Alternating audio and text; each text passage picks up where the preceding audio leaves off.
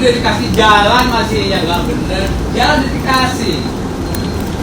Viral pelari santai serobot jalur busway, diklakson berkali-kali padahal ada jalur sendiri. Tengah ramai detik-detik video yang menarasikan momen saat sejumlah pelari terpantau dengan santainya mengambil jalur khusus busway. Hal itu kini ramai usai diunggah di sosial media, salah satunya akun Instagram @folksheet pada Minggu, 2 November 2025. Sudah dikasih jalan buat event lari, pelari malah ngambil jalur busway, auto diklaksonin karena hambat perjalanan, tulis keterangan pada unggahan.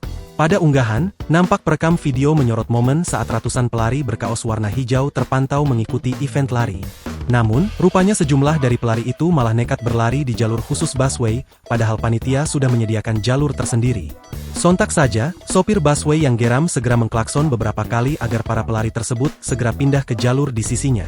Mendengar suara klakson busway, para pelari ngeyel yang santai menyerobot itu segera pindah ke jalur semestinya.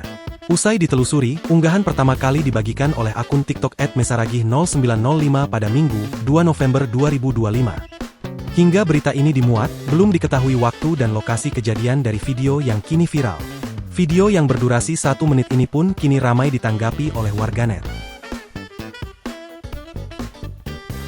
Download Tribun X sekarang, menghadirkan lokal menjadi Indonesia.